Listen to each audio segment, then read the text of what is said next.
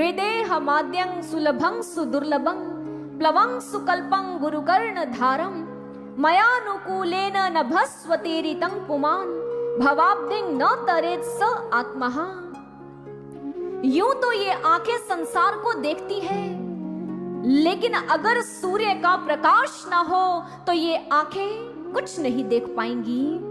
इसी तरह जब तक जीवन में सद्गुरु नहीं होगा, तब तक हृदय में कृष्ण का दर्शन भी नहीं होगा, उस प्रभु का प्रकटीकरण भी नहीं होगा। यूं तो ये मानव तन एक नौका है उस भवसागर से पार होने के लिए, लेकिन अगर नौका भी तब तक पार नहीं लगाती जब तक नौका में केवट ना हो। ये मानव तन उस भवसागर से पार होने का साधन है उधो, लेकिन जीवन में अगर गुरु नहीं हुआ तो भव सागर पार भी नहीं, और मोक्ष और मुक्ति भी नहीं, और मेरी भक्ति भी नहीं उधो। इसलिए आने वाले समय में यदि कोई भी जिज्ञासु मुझे पाना चाहेगा तो उसे पूर्ण सद्गुरु के पास जाकर अपने अंतर्घट में कृष्ण का दर्शन करना होगा। यही हमसे मिलने का एकमात्र मार्ग है, एक सनातन मार्ग है।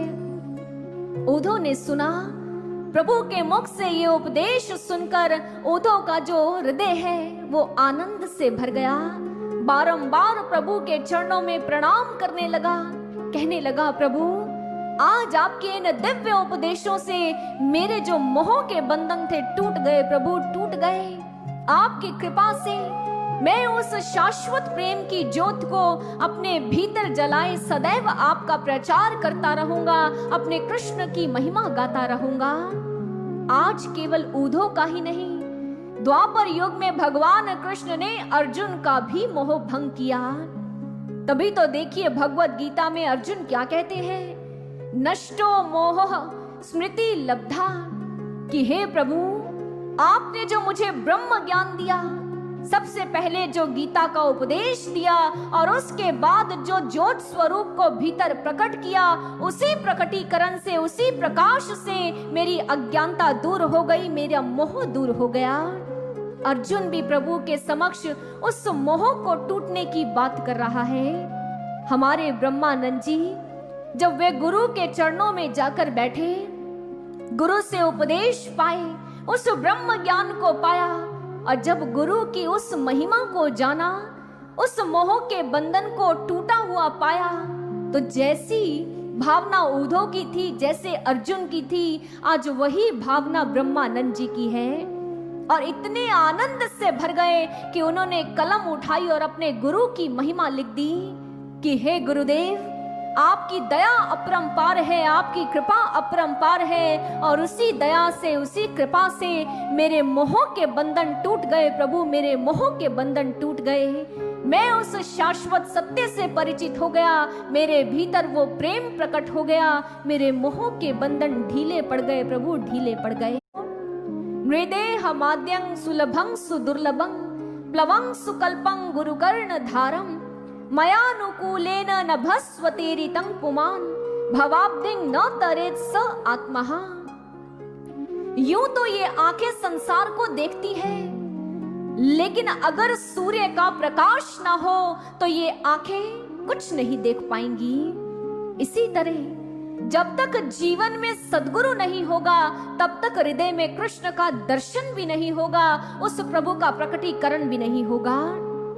यूं तो ये मानव तन एक नौका है उस भवसागर से पार होने के लिए, लेकिन अगर नौका भी तब तक पार नहीं लगाती जब तक नौका में केवट ना हो। ये मानव तन उस भवसागर से पार होने का साधन है उधो, लेकिन जीवन में अगर गुरु नहीं हुआ तो भव सागर पार भी नहीं, और मोक्ष और मुक्ति भी नहीं, और मेरी भक्ति भी नहीं उधो। इसलिए आने वाले समय में यदि कोई भी जिज्ञासु मुझे पाना चाहेगा तो उसे पूर्ण सद्गुरु के पास जाकर अपने अंतर्घट में कृष्ण का दर्शन करना होगा। यही हमसे मिलने का एकमात्र मार्ग है, एक सनातन मार्ग है। उद्धव ने सुना, प्रभु के मुख से ये उपदेश सुनकर उद्धव का जो हृदय है वो आनंद से भर गया। बारंबार प्रभु के चरणों में प्रणाम करने लगा, कहने लगा, प्रभु आज आपके इन दिव्य उपदेशों से मेरे जो मोह के बंधन थे टूट गए प्रभु, टूट गए। आपकी कृपा से मैं उस शाश्वत प्रेम की ज्योत को अपने भीतर जलाए सदैव आपका प्रचार करता रहूंगा, अपने कृष्ण की महिमा गाता रहूंगा। आज केवल ऊधो का ही नहीं, द्वापर युग में भगवान कृष्ण ने अर्जुन का भी मोह भंग किया। तभी तो देखिए भगवत गीता में अर्जुन क्या कहते हैं, नष्टो मोह स्मृति लब्धा, कि हे प्रभु आपने जो मुझे ब्रह्म ज्ञान दिया, सबसे पहले जो गीता का उपदेश दिया और उसके बाद जो ज्योत स्वरूप को भीतर प्रकट किया, उसी प्रकटीकरण से, उसी प्रकाश से मेरी अज्ञानता दूर हो गई, मेरा मोह दूर हो गया। अर्जुन भी प्रभु के समक्ष उस मोह को टूटने की बात कर रहा है। हमारे ब्रह्मानंद जी जब वे गुरु के चरणों में जाकर बैठे, गुरु से उपदेश पाए, उस ब्रह्म ज्ञान को पाया और जब गुरु की उस महिमा को जाना, उस मोह के बंधन को टूटा हुआ पाया, तो जैसी भावना ऊधो की थी, जैसे अर्जुन की थी, आज वही भावना ब्रह्मानंद जी की है। और इतने आनंद से भर गए कि उन्होंने कलम उठाई और अपने गुरु की महिमा लिख दी कि हे गुरुदेव, आपकी दया अपरंपार है, आपकी कृपा अपरंपार है, और उसी दया से, उसी कृपा से मेरे मोह के बंधन टूट गए प्रभु, मेरे मोह के बंधन टूट गए।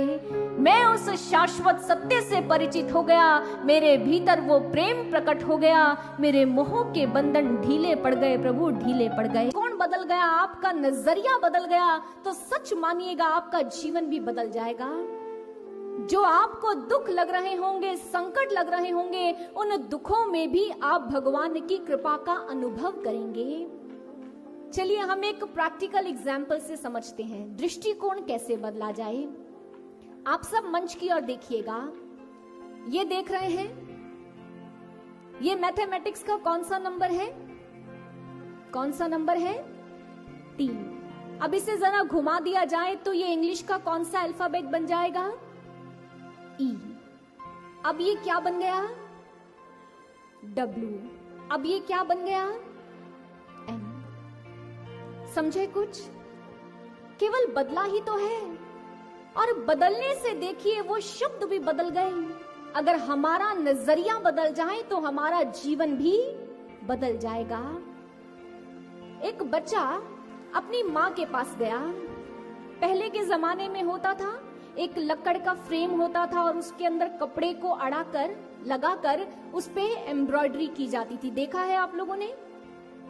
माँ उसी फ्रेम के अंदर कपड़े को लगाकर बड़ा सुंदर डिजाइन बना रही थी। छोटा सा बच्चा अपनी माँ के पास गया, जाकर माँ से पूछा, माँ क्या कर रही हो? माँ ने कहा, बेटा बड़े सुंदर सुंदर डिजाइन बना रही हूँ। बच्चे ने देखा, बच्चे ने कहा, माँ डिजाइन कहाँ है? यहाँ तो सारी कॉम्प्लिकेशंस हैं, बस थ्रेड दिखाई दे रहे हैं जो आपस में उलझ। गुरु महाराज श्री एक अनुभूति में कहते हैं, सब लोगों को ये लगता है कि मैं अवसर दे देता हूँ, आज साधना नहीं करी तो कोई बात नहीं, फिर मौका मिल जाएगा। गुरु तो अवसर देता ही रहता है, फिर अवसर दे देगा। लेकिन महाराज जी कहते हैं, तुम्हें क्या पता ये तुम्हारा अंतिम अवसर हो, इसीलिए हर अवसर को अंतिम समझकर उसका लाभ उठा लो। फिर हम ये ना कह सके हमें तो समय नहीं मिला, हमसे तो साधना नहीं हुई। आज समय भी है और अवसर भी है। महाराज जी एक बहुत सुंदर बात कहते हैं कि जब लक्ष्य हो सागर सदृश बड़ा तो नदी सा बहना पड़ता है, बिन अलसाए बिन सुस्ताए सतपथ पर चलना पड़ता है। जिसने ना खुद पर दया करी, बस निर्ममता से खुद को गढ़ा, फिर वो साधक प्रहरी बनकर नवयुग का स्वागत करता है। वही साधक फिर प्रहरी बनकर नवयुग का स्वागत करता है। आए ऐसे भावों को अपने भीतर जगाएं, साधना करो, साधना करो, साधना करो। अब ये ना कह सकोगे कि अवसर नहीं मिला, समय नहीं मिला।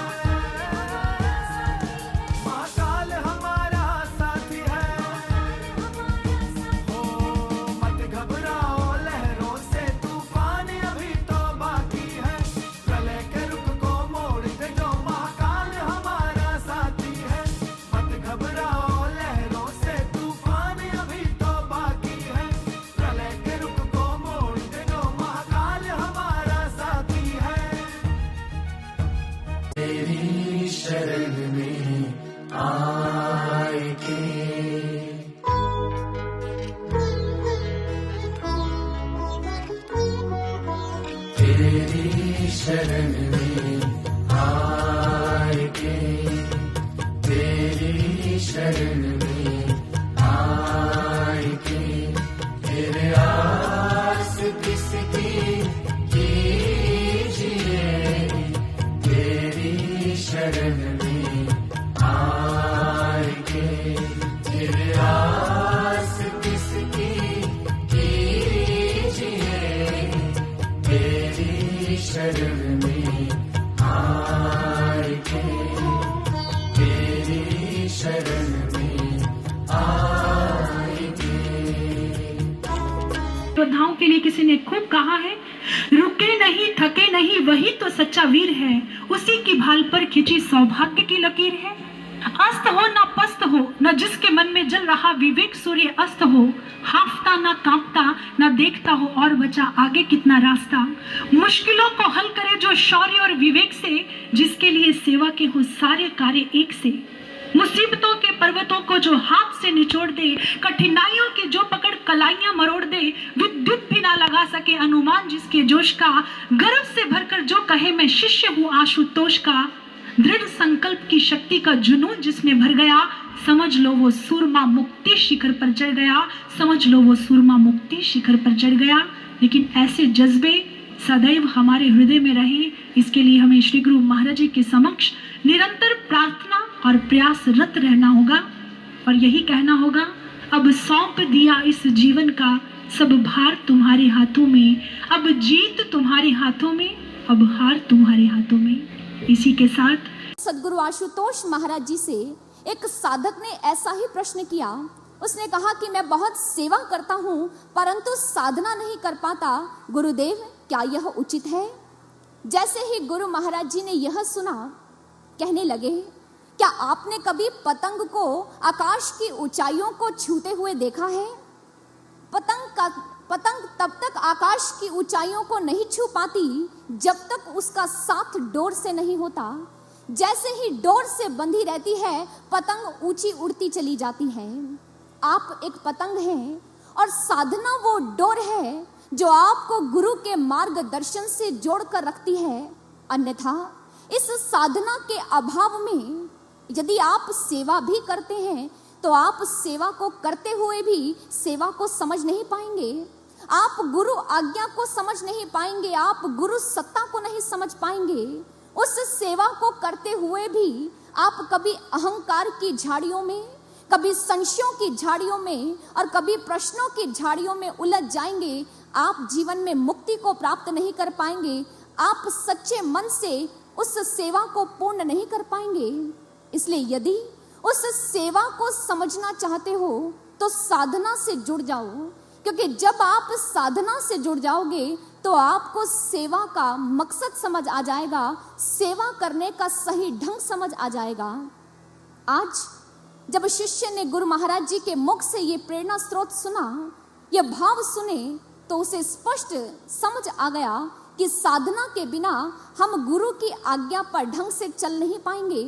यदि जीवन में साधना नहीं तो मन और आत्मा के इस द्वंद्व में हम कभी आत्मा को विजयश्री नहीं दिलवा पाएंगे।